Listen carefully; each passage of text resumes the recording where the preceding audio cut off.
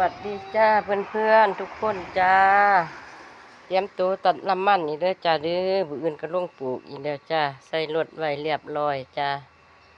แช่น้ำยาพร้อมเอาขึ้นรถใส่สอบไปพร้อมบุอื่นก็ออกแต่เช้าจ้าบ่ทันได้พ่อจ้าบ่ทันได้พ่อมันบ่พ่อก็มาตัดใหม่จ้า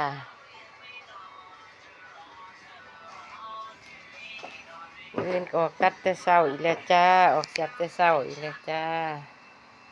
เฮ็ดงานคือเก่าจ้าวันนี้เด้อจ้าเด้อสวัสดีจ้า